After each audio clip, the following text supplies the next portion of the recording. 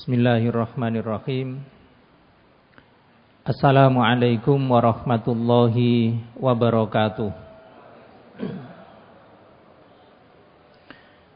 Alhamdulillahi rabbil alamin. Wassalatu wassalamu ala khatamil anbiya'i wal mursalin, nabiyyina Muhammadin wa ala alihi wa ashabihi ajma'in. Amma ba'du. Qala Allah Ta'ala fi kitabihil karim, a'udzu billahi minasy syaithanir rajim. Ya ayyuhalladzina amanu taqullaha haqqa tuqatih wa la tamutunna illa wa antum muslimun. Ya ayyuhalladzina amanu taqullaha wa qulu qawlan sadida yuslih lakum a'malakum wa yaghfir lakum dhunubakum wa may yuti'illaha wa rasulahu faqad faza fawzan 'azima. Shadaqallahul 'azim. Yang sama-sama kita hormati Ketua Yayasan beserta keluarga, Ketua Takmir beserta seluruh takmir, dan Bapak Ibu para jamaah sekalian. Alhamdulillah pada malam ini kita dipertemukan oleh Allah Subhanahu wa Ta'ala dalam rangka untuk thalabul ilmi. Mudah-mudahan niat kita yang mulia ini senantiasa mendapat ridho Allah Subhanahu wa Ta'ala. Amin ya rabbal alamin. Para jamaah sekalian, kita akan melanjutkan pengajian tafsir kita, tafsir surat Al-Fath. Dan pada malam hari ini kita sampai pada ayat 18 dan 19.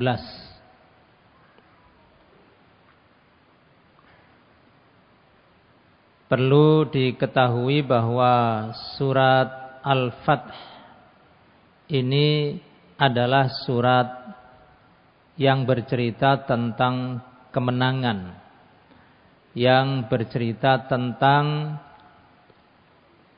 Bai'atur Ridwan, yang sebagian dari kisahnya sudah kita bahas pada pertemuan yang lalu.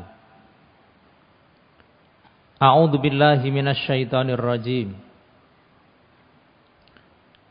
Laqad radiyallahu 'anil mu'minina idz yubayyi'unaka tahta asy-syajarah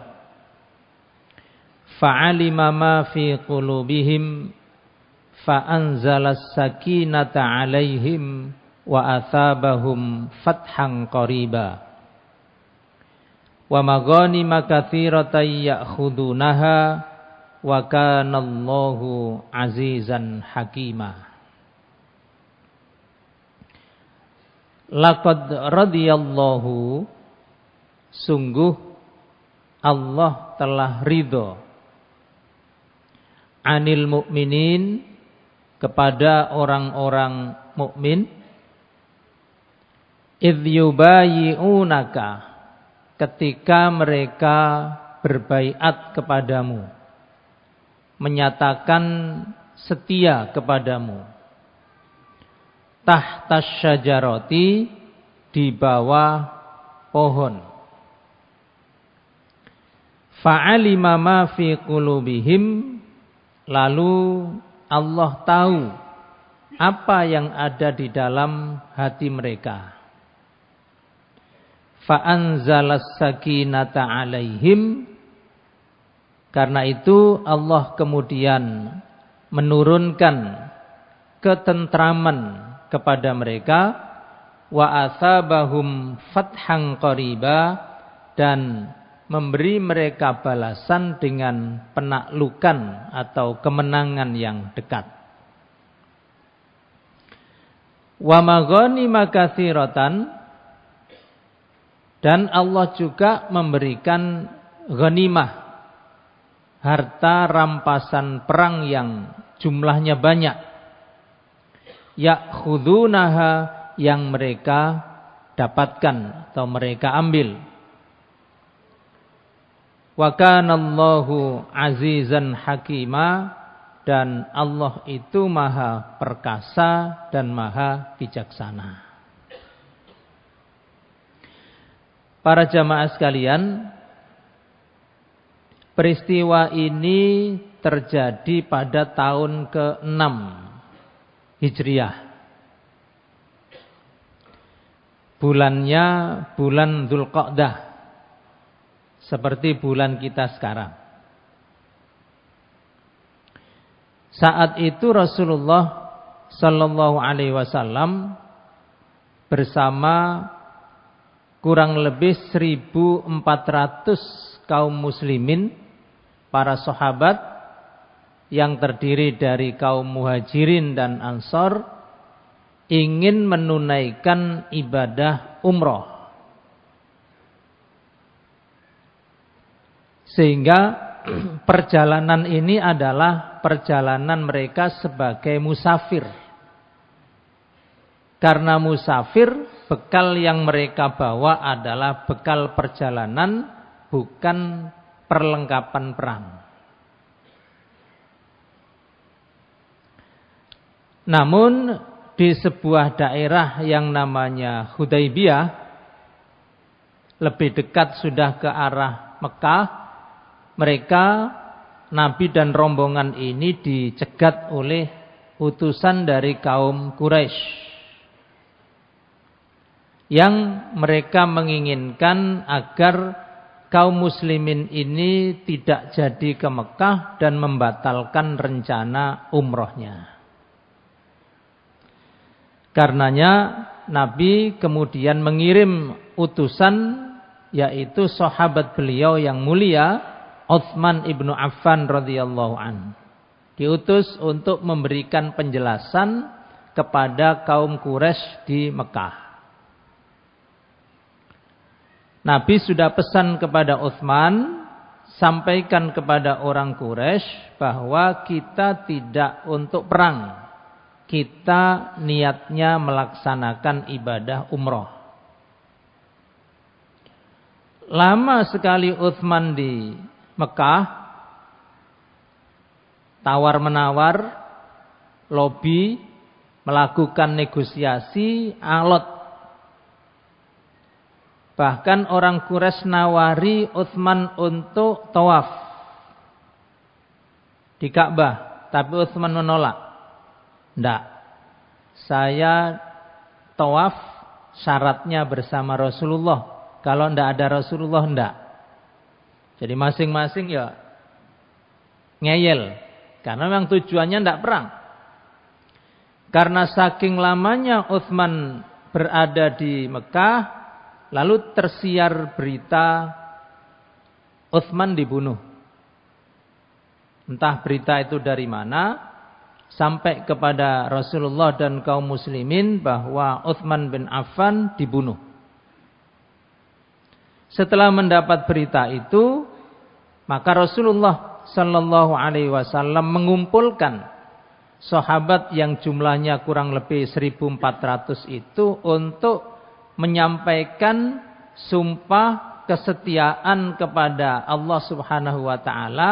Tempatnya di Hudaybiyah itu untuk tidak akan pulang sampai menuntut balas darahnya Utsman bin Affan radhiyallahu anhu.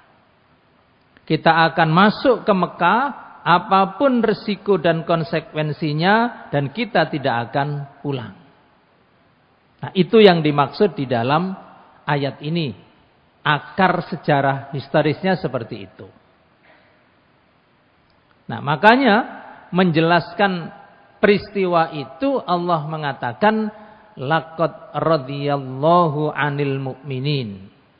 Sungguh Allah telah ridha kepada orang-orang mukmin idz yubayyi'unaka tahtas syajarah, ketika mereka berbaiat kepadamu di bawah pohon. Artinya Rasulullah dan orang-orang mukmin yang jumlahnya waktu itu 1.400, dan itu belum seluruh sahabat, itu sudah diridhoi oleh Allah. Makanya ketika kita menyebut nama sahabat, selalu kita lanjutkan dengan radhiyallahu anhum. Allah meridhoi mereka. Jadi Allah ridho kepada mereka, Rasulullah ridho kepada mereka. Yang tidak ridho dan benci kepada sahabat itu hanya dua. Yang pertama setan, yang kedua orang Syiah. Itu yang tidak suka, tidak ridho kepada sahabat. Kalau setan jelas benci kepada semua orang yang jelek, terutama benci kepada sahabat. Dan di antara sahabat ada orang yang paling tidak disukai oleh setan, yaitu Umar ibnul Khattab radhiyallahu an. Ketemu saja tidak mau setan itu dengan Umar. Makanya kata Nabi, idza salaka Umar fi wadin salaka syaitanu fi wadin akhar. Kalau Umar itu lewat satu jalan, setan nyimpang lewat jalan lain. Kepethuk Umar aja tidak berani. Nah yang kedua orang Syiah, kita sama-sama tahu. Syiah Rafidhah. Syiah yang memang oleh mayoritas ulama dihukumi sudah keluar dari Islam. Benci sahabat, tidak menerima Al-Quran, dan lain-lain. Nah itu. Saking bencinya maka sebagian teman yang datang ke rumahnya orang Syiah Rafidhah cerita bahwa di kamar mandinya, di toiletnya, di tempat buang hajatnya, di tempat duduknya itu kan ada tataan kaki kanan dan kiri itu, yang sebelah kanan ada tulisannya Abu Bakar, yang sebelah kiri ada tulisannya Umar. Itu sampai segitunya mereka membenci Abu Bakar dan Umar, apalagi sahabat-sahabat yang lain. Sampai di kalangan anak-anak, orang tua membuat mereka tidak suka kepada sahabat mulia ini, Abu Bakar dan Umar ini. Jadi kalau di kita itu kalau ada anak kecil, misalnya kesandung, nangis, atau mainannya hilang, nangis. Itu kalau di Iran sebagian yang Rafidhah itu mengatakan sudah paling dicolong Umar gitu. Paling disingitno Abu Bakar gitu. Jadi supaya di dalam benak anak-anak sejak kecil itu sudah tertanam bahwa kebencian kepada mereka itu. Radhiyallahu anhum ajma'in.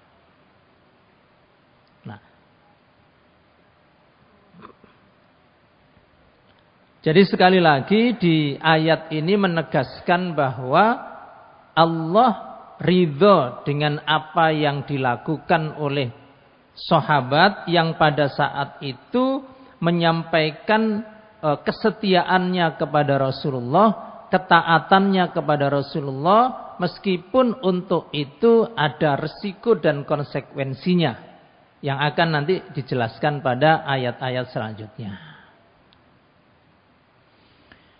Fa'alima ma fi qulubihim. Allah tahu apa yang ada di dalam hati mereka. Saya tidak tahu isi hati panjenengan. Apa ngaji nok kene iki bener-bener ndelek ilmu, apa timbangane nok omah nganggur, kan saya tidak tahu. Orang tidak tahu isi hati orang. Dalamnya laut bisa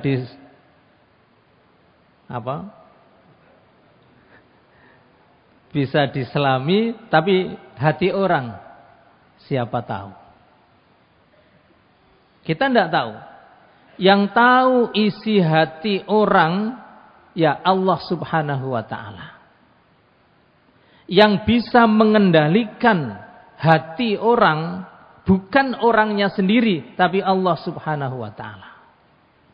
Karena hati itu ada di tangan Allah. Allah membolak-balikkan hati itu terserah Allah. Makanya kita berdoa, ya muqallibal qulub. Kita yang punya hati, dan hati itu ada di dalam tubuh kita, tapi yang nyetir hati itu bukan kita. Itu Allah Subhanahu wa taala. Makanya kita berdoa itu, ya muqallibal qulub, tsabbit qalbi ala dinik. Wahai Allah yang membuat hati itu bersikap kemarin begitu, sekarang begini, besok bagaimana lagi, tetapkan hati kami untuk tetap di dalam agamamu. Itu penting. Karena pagi iman, sore ada orang yang tidak beriman. Sore ada orang beriman, pagi bisa jadi tidak beriman. Karena memang hati itu begitu. Kemarin memerankan film, dia sebagai pemeran utama, menjadi seorang ulama, pencerah, besoknya murtad. Ya muqallibal qulub, tsabbit qalbi ala dinik. Hati itu ada di tubuh kita, tapi kita tidak bisa mengendalikan. Itulah hati. Maka sekali lagi penting kita berdoa, ya muqallibal qulub, tsabbit qalbi ala dinik. Seorang wanita tidak pakai jilbab menikah dengan seorang muslim taat berjilbab, cerai, dilepas lagi jilbabnya. Ya muqallibal qulub, tsabbit qalbi ala dinik.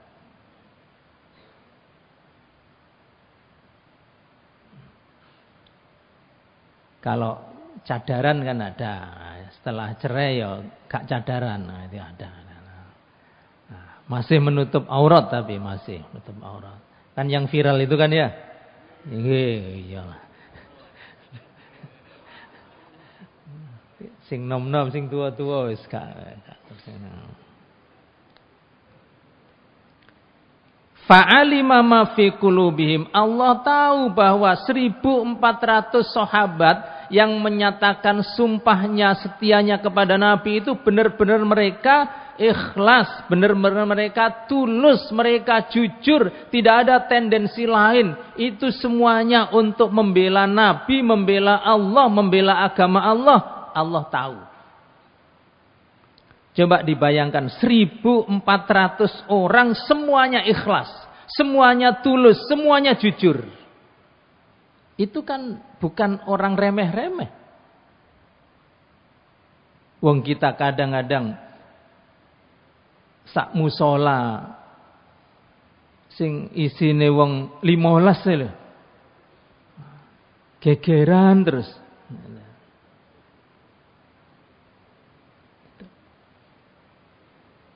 Ini Allah tahu isi hati mereka itu benar-benar keikhlasan yang ada.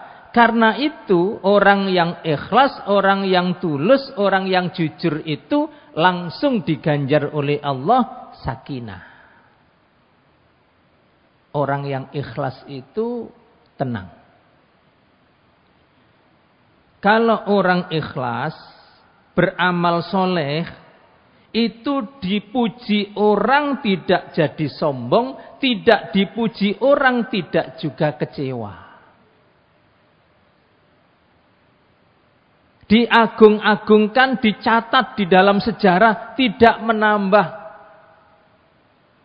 takaburnya, tidak disebut orang sama sekali, juga tidak kurang suatu apa. Itu tandanya ikhlas.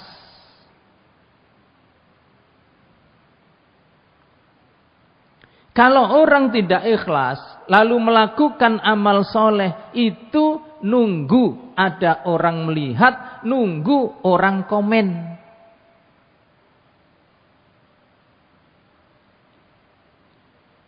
Kalau di komen baik, semakin tinggi kesombongannya. Kalau di komen buruk, akhirnya kecewa. Itu tandanya tidak ikhlas. Ikhlas itu memang di hati.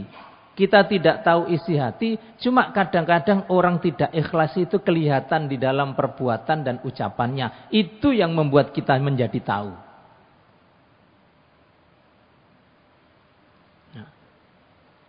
Orang yang jujur, ucapan dan perbuatannya sama, itu enak, tenang.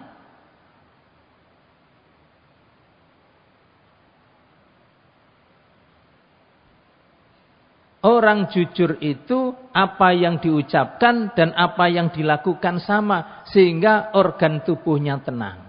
Orang yang tidak jujur itu antara ucapan dan perbuatannya tidak sama, bahkan denyut nadinya saja berbeda, makanya ada alat detektornya.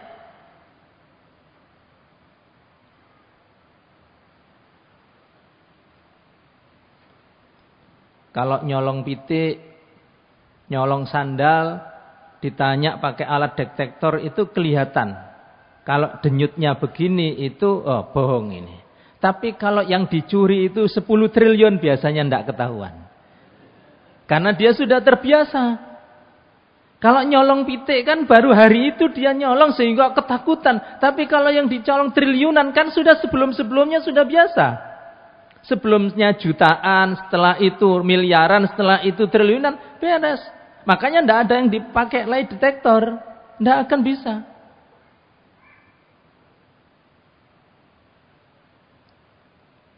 Ketenangan itu berawal dari keikhlasan, kejujuran. Tenang. Santai aja orang jujur itu. Wa asabahum fathang qariba.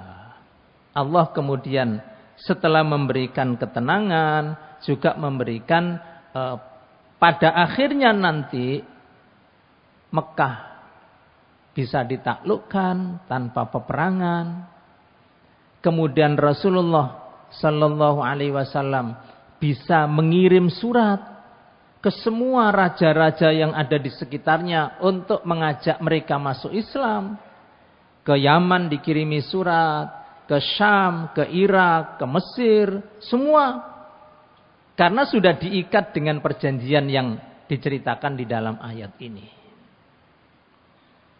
Nah, itu.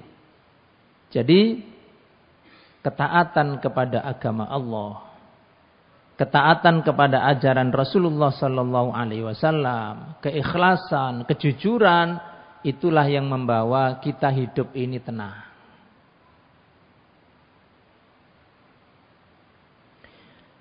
Wa maghanima katsiratan ya'khudunaha.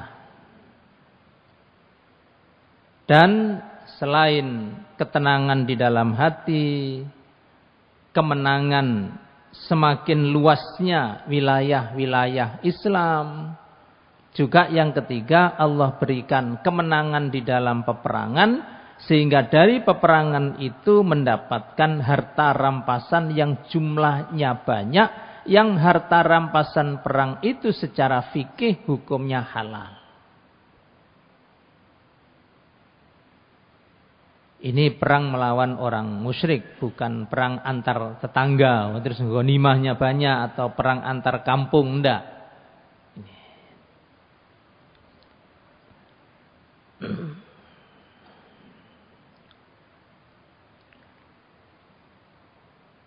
Jamaah sekalian, ini untuk mahasiswa ini, materinya mahasiswa, materi kuliah ini.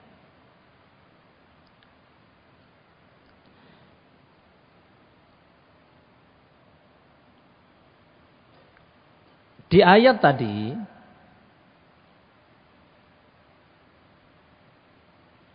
ada perjanjian antara Rasulullah dengan orang Quraisy, di mana poin-poinnya adalah Rasulullah menerima dalam tanda kutip persyaratan yang diajukan oleh orang Quraisy, yaitu umroh ditunda, dibatalkan. Dibatalkan. Tapi di pihak sahabat kecewa berat. Kecewa, marah, gelo. Yang membuat mereka kecewa adalah kenapa Rasulullah kok mengalah? Disuruh orang Quraisy balik pulang kok nurut? Di situ ada Umar, bukankah kita ini dalam kebenaran? Kenapa tidak perang saja? Kalaupun mati kan mati syahid. Gitu Umar. Kenapa tidak kita serang saja. Kan Nabi enggak. Kita pulang. Karena semua dalam kondisi emosi, marah. Tapi kan ada satu hal yang harus dilakukan. Ini umroh sudah masuk mikot, sudah pakai kain ihram, umrohnya batal. Kan harus menyembelih dam. Rasulullah mengumumkan umroh batal dan kita harus menyembelih dam. Tidak satu pun sahabat yang menghiraukan, memperhatikan ucapan Nabi. Belas tidak ada. Tidak digubris Nabi. Sampai Nabi kemudian balik ke kemahnya. Di situ ada istrinya yang namanya Ummu Salamah radhiyallahu anha. Nabi bilang, baru kali ini saya berbicara di depan umatku tidak digubris seorang pun. Bagaimana nanti kalau saya sudah tidak ada? Apa jadinya agama ini? Wong aku jiono gak digatekno. Terus piye menene aku mati?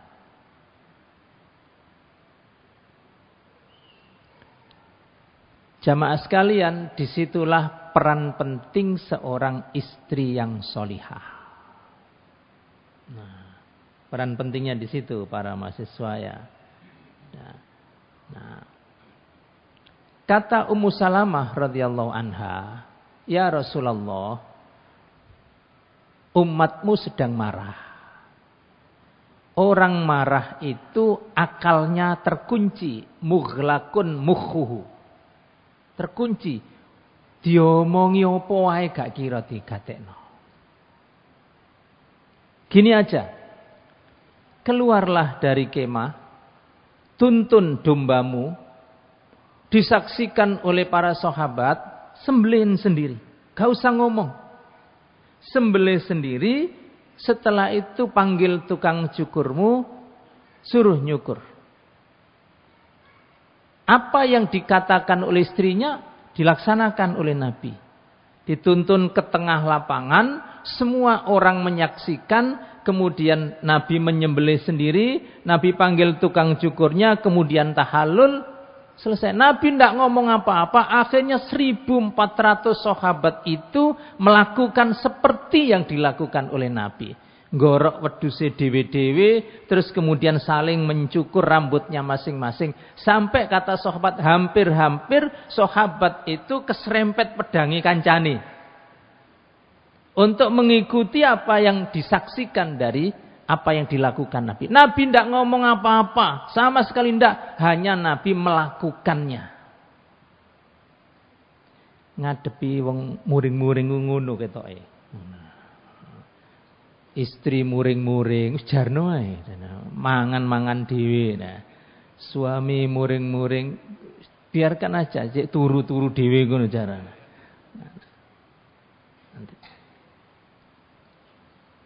Nah, ini.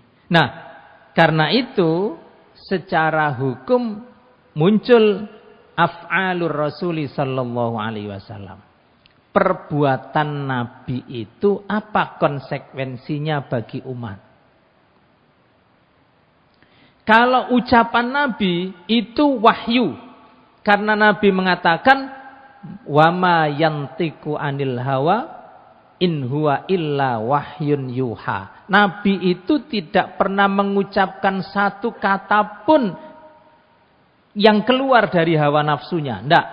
Semua itu adalah wahyu yang Allah berikan, yang dia ucapkan. Jadi semua ucapan Nabi itu wahyu. Tapi persoalannya ini bukan ucapan. Nabi ngelakoni gak ada ngomong. Itu apakah semuanya wahyu? Kita lihat. Yang pertama, ada perbuatan Nabi itu yang termasuk al-af'al al-jibiliyah. Perbuatan Nabi sebagai konsekuensi beliau itu manusia. Manusia biasa, orang Arab, tinggal di Arab, lingkungan Arab, zaman itu. Makanannya itu, pakaiannya itu. Ini kita mengikuti boleh, enggak juga boleh.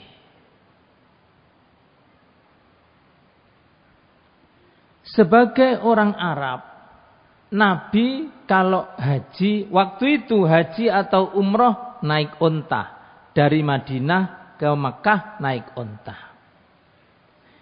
Beliau orang Arab. Kendaraannya waktu itu ya yang dipakai oleh orang Arab pada umumnya unta. Berangkat naik unta, pulang naik unta. Itu beliau sebagai manusia orang Arab. Mau nyontoh begitu boleh, mau tidak juga boleh. Silahkan. Teko Lamongan. Numpak unta. Boleh. Siapa yang melarang?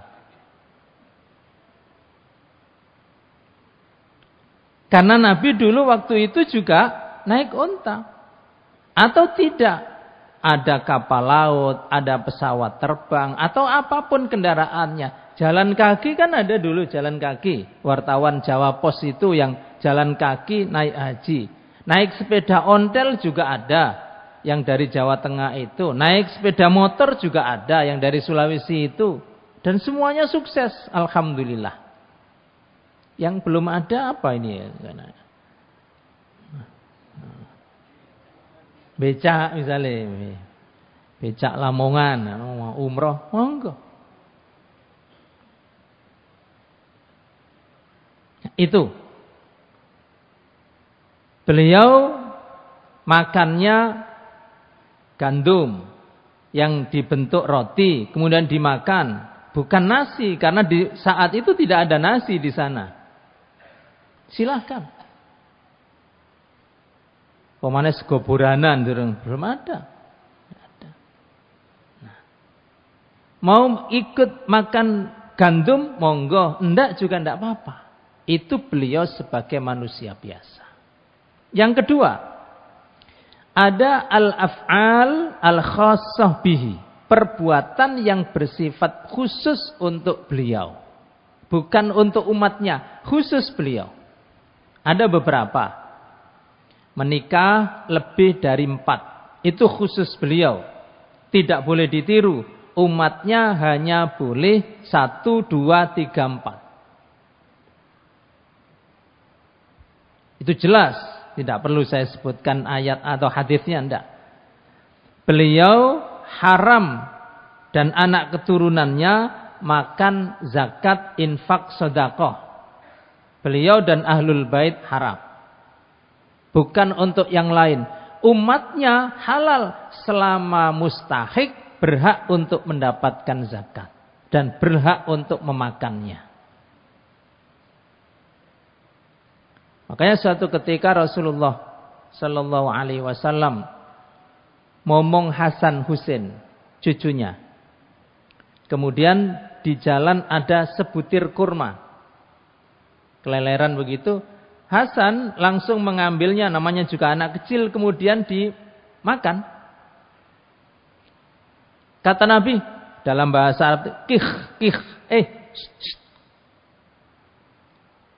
Nabi melarang Hasan menelan itu dan akhirnya dimuntahkan lagi.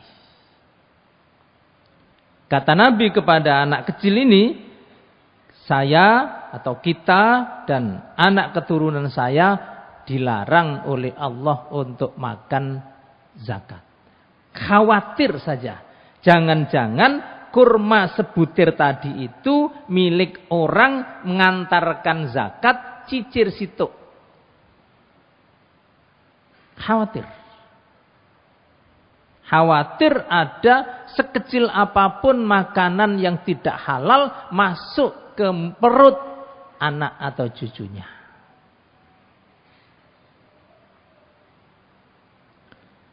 Abu Bakar radhiyallahu anhu, ini bukan ahlul bait, saking khawatirnya perutnya itu kemasukan makanan yang tidak halal, ketika pulang kemudian minum, setelah diminum tanya, ini tadi dari siapa? Oh, diceritakan panjang lebar dari pembantunya begini. Abu Bakar kemudian diam sejenak, lalu tangannya dimasukkan ke mulutnya, sehingga semua yang diminum tadi muntah keluar. Itu kehati-hatian. Imam Abu Hanifah radhiyallahu anhu pedagang kain. Ini saya contohkan 10 kain masing-masing harganya 1 juta, nyuruh pembantunya, ini 10 mestinya 10 juta uang kau bawa pulang, tapi yang satu ini BS. Satu helai kain ini BS. BS itu beset saidik ya. Sehingga jangan dijual 1 juta, mungkin 900.000. Jadi pulang 9.900.000. Tapi ketika pulang dagangannya laris, lupa si pembantu tadi semua terjual 1 juta sehingga membawa pulang uang 10 juta. Laku 1 juta semua. Kata Abu Hanifah, di dalam uang 10 juta ini ada 100.000 yang tidak halal. Balik 10 juta ini bagikan orang miskin sampai habis. Kenapa harus begitu? Kenapa kan diambil yang 100.000 aja kemudian dikasihkan orang miskin? Enggak. Iman itu bertingkat-tingkat. Imannya Abu Hanifah dengan imannya kita memang beda. Beda tingkatannya. Nah ini ada perbuatan Nabi yang sifatnya khusus buat beliau. Yang ketiga, al-af'al allati waqa'at minhu bayanan lisyari'ah. Perbuatan beliau sebagai penjelasan syariat. Kalau ini tidak bisa tidak, harus diikuti.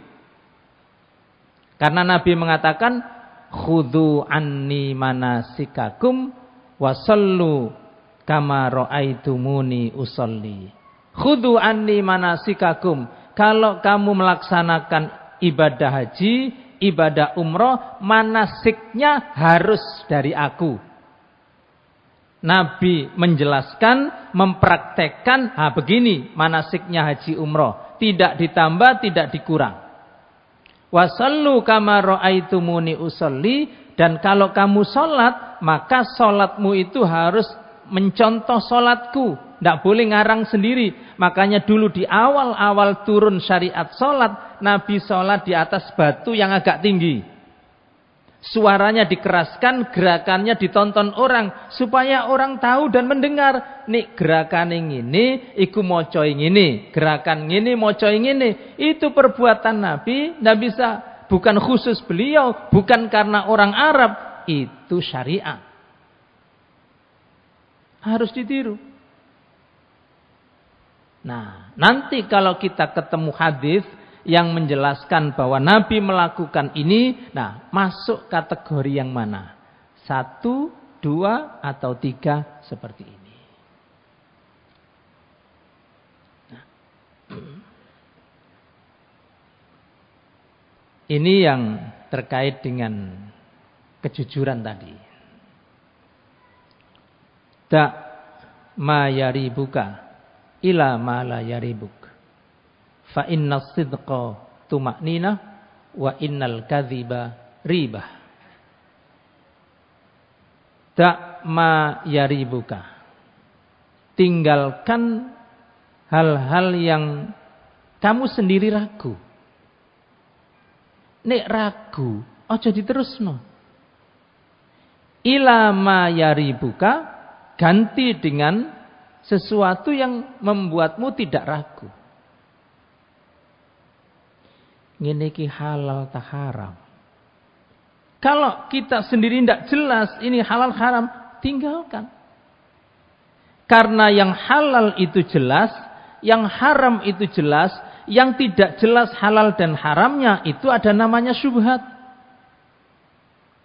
Yang halal boleh dimakan atau diminum, yang haram jangan dimakan atau diminum. Kalau syubhat, tinggalkan. Karena siapa yang mengambil yang syubhat sama dengan mengambil yang haram. Siapa yang meninggalkan yang syubhat menyelamatkan agama dan kehormatannya. Kan begitu hadisnya. Al halalu bayyin wal haramu bayyin wa bainahuma umurun mustabihat la ya'lamu katsirun minan nas. Begitu. Gak popo iki samar-samar kok oleh BE. Tidak begitu. Karena samar maka tinggalkan. Yang halal banyak, yang haram itu sedikit. Lho kok sing digoleki malah sing haram. Yang halal banyak, yang haram sedikit. Lah kok yang dimakan malah yang haram. Yang halal banyak, yang haram sedikit. Lah kok yang dibeli, yang diminum malah yang haram. Kan aneh. Nah. Yang kedua, fa innas sidqa tuma'ninah. Jujur itu membuat hati tenang. Wa innal kadhiba ribah. Bohong itu membuat orang cemas. Cuma ini para jamaah sekalian, parameter ini disampaikan Nabi kepada orang mukmin. Bahwa kalau tenang itu simbol kalau kita jujur, bahwa kalau cemas itu ada yang bohong. Itu kan parameternya orang mukmin. Tidak berlaku bagi orang munafik, tidak berlaku bagi orang kafir musyrik, tidak berlaku.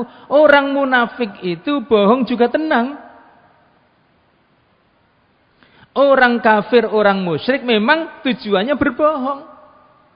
Jadi ini parameter orang mukmin. Makanya Nabi juga mengatakan, kalau kamu kebingungan menentukan iya apa tidak, istafti kolbak, tanyakan kepada hatimu. Itu hatinya orang mukmin, hatinya orang ahli ibadah. Kalau tidak pernah ibadah, tanya hatinya, nafsu semua isinya. Nah, itu. Jadi parameter-parameter begini, ini untuk orang mukmin. As-sidqu tuma'ninah. Jujur, makmur. Tenang. Kalau tulisan di belakang trek itu kan jujur, ajur malah. Nah. Ajur mumur bisa.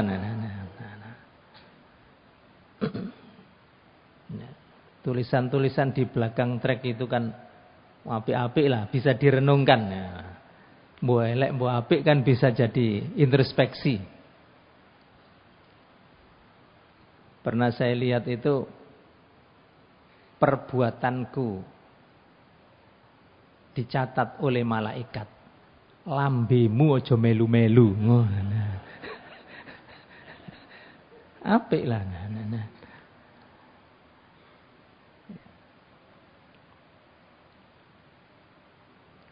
Tapi ada juga ya, aku berlindung kepada Allah dari ibu-ibu yang lampu sennya ke kiri tapi beloknya ke kanan.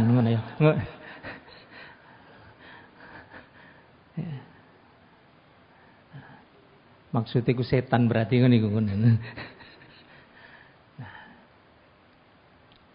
Ya, jadi sekali lagi ini parameter buat orang mukmin.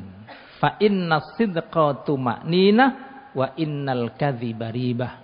Makanya kita ajari anak kita supaya jujur. Karena hidupnya akan tenang. Kita ajari murid-murid kita, mahasiswa kita jujur. Karena itu yang membuat hidup mereka tenang. Kita ajari pembantu kita untuk jujur, karyawan kita untuk jujur. Supaya hidupnya mereka tenang. Fa innas sidqa tuma'ninah wal kadhiba ribah. Nah, ini yang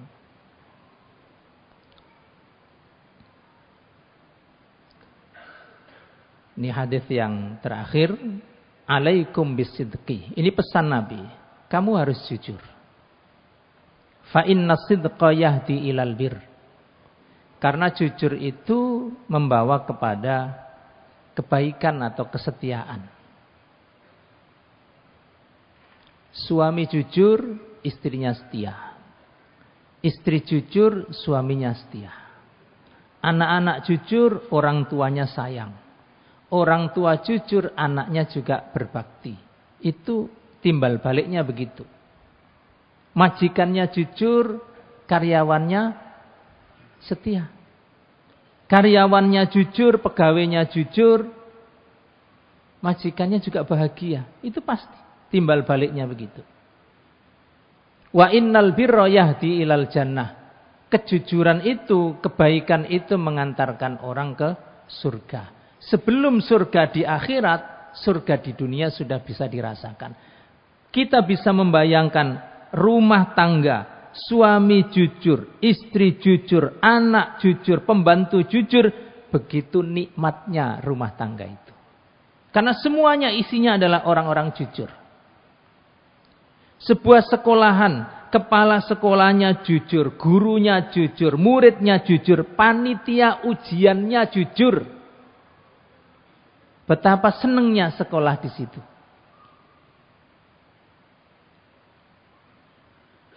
Nah, itu surga di dunia. Belum lagi nanti surga di akhirat.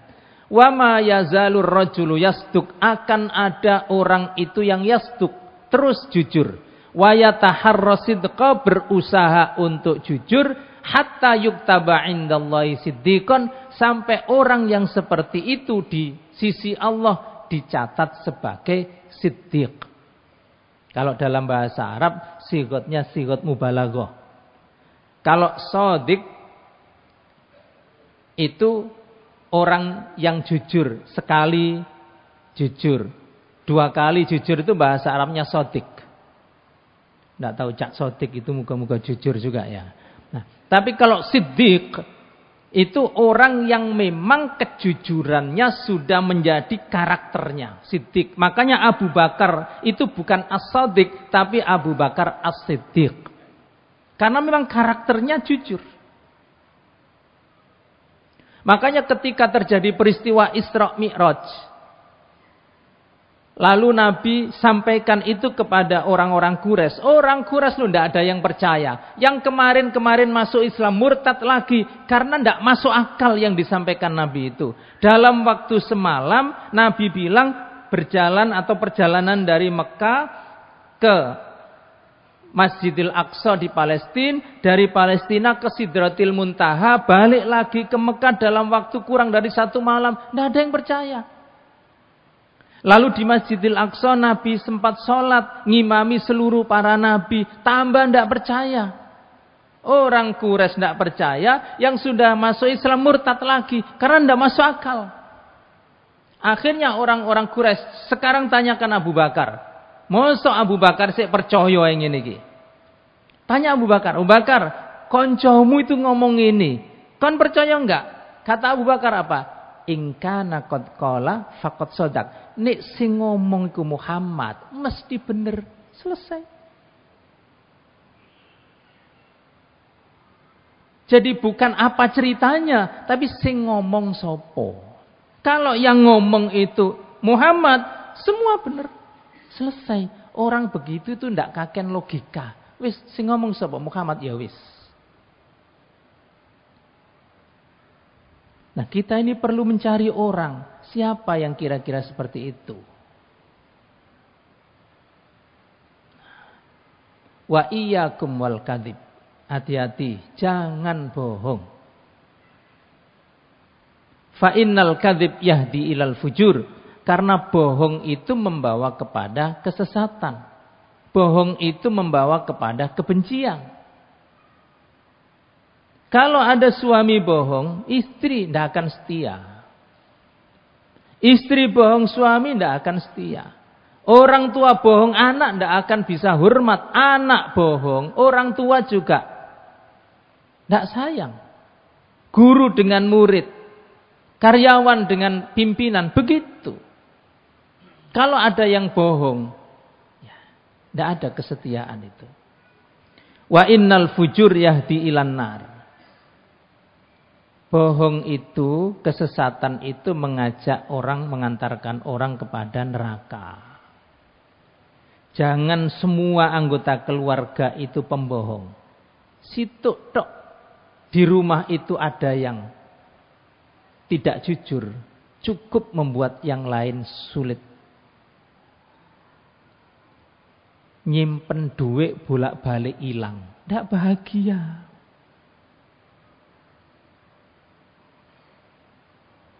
Tidak akan bahagia rumah tangga seperti itu. Wa ma yazalur rajulu yakdzib, akan ada orang itu yang terus berbohong, wa yataharral kadzib, bahkan dia punya cara, punya strategi untuk berbohong. Bohong itu kan ada strateginya. Akan ada orang seperti itu hatta yuktaba indallahi kadzaban, sampai akhirnya orang seperti itu di sisi Allah ditulis kadzab. Maka Musailamah itu bukan kadzib, tapi kadzab, bohongnya tingkat tinggi. Kalau orang bohong sekali dua kali kadzib, tapi kalau bohongnya kelas besar berkali-kali dan yang dibohongkan itu adalah sesuatu yang luar biasa, dosa besarnya, maka Musailamah al-kadzab. Kalau di sisi Allah sudah ditulis al-kadzab, tidak ada gunanya. Di dunia dihormati orang, tidak ada gunanya. Dihormati, dimuliakan, dipuji-puji di dunia, tidak ada gunanya. Di sisi Allah itu kadzab, tidak ada gunanya. Dilayani, dihormati, dimuliakan, kursine nang ngarep dhewe, tidak ada gunanya. Karena di sisi Allah sudah ditulis kadzab. Na'udzubillah min dzalik. Karena itu para jamaah, Bapak, Ibu dan saudara-saudara sekalian, dari ayat ini kita mendapatkan pelajaran bahwa ketaatan kepada Allah itulah yang membuat hidup kita bahagia. Ketulusan kita di dalam beragama ini itulah yang membuat hidup kita tenang.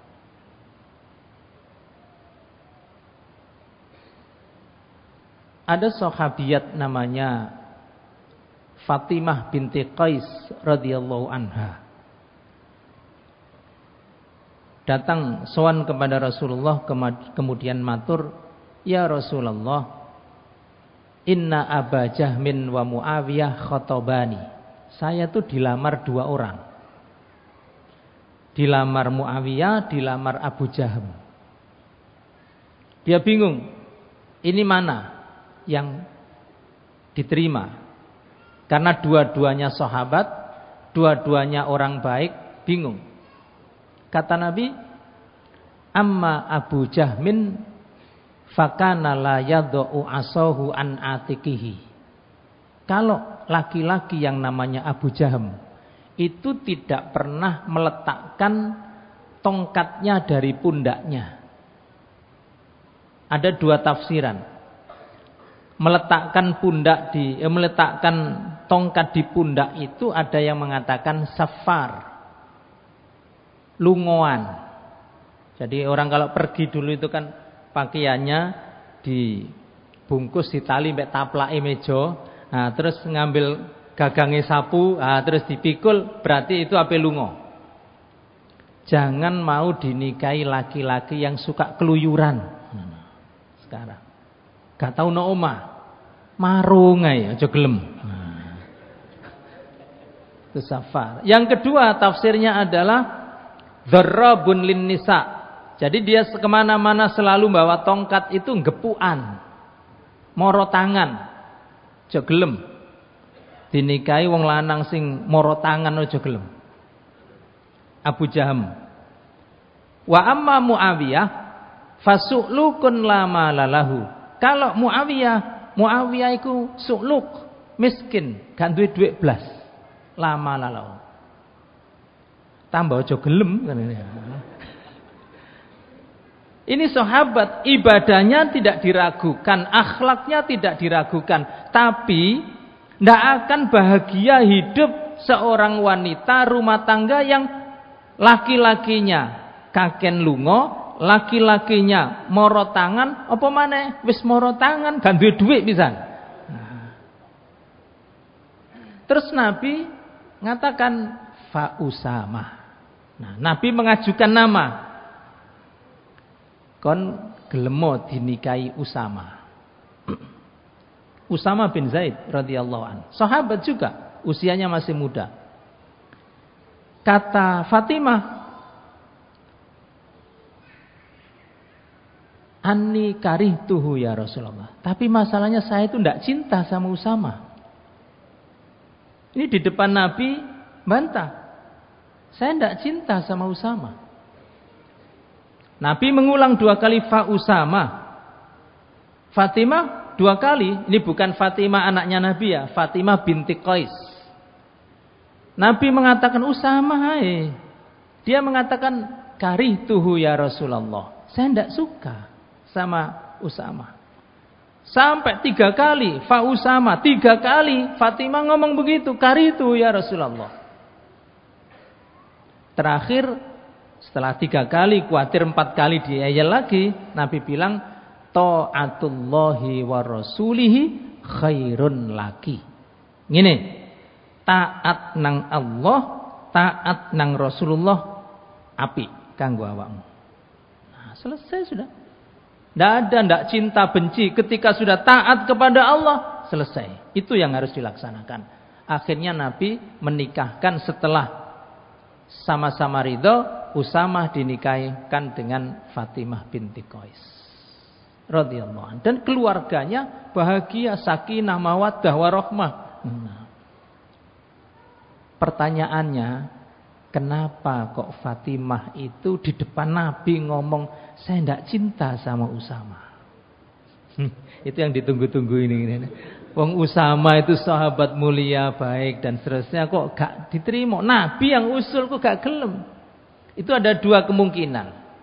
Kemungkinan pertama, likaunihi mamlukan. Usamah itu dulunya itu budak. Karena anaknya Zaid. Zaid kan budaknya Nabi dulu. Anaknya juga budak. Jadi ternyata Fatimah itu scroll track recordnya Usama. Biyen piye sih Usama itu. Ternyata ketemu, dulunya budak, tidak mau.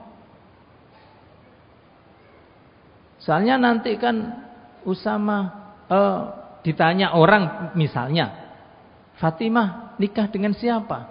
Dengan Usama. Oh, Usama yang dulu budak itu ya. Nah, kan tidak enak begitu. Track recordnya itu begitu. Itu dulu. Tapi saat itu sudah menjadi sahabat mulia. Yang kedua, wa imma lisawatihi. Bisa jadi mergo Usama iku ireng. Jangan ada yang tersinggung, biasa-biasa aja ya. Ireng.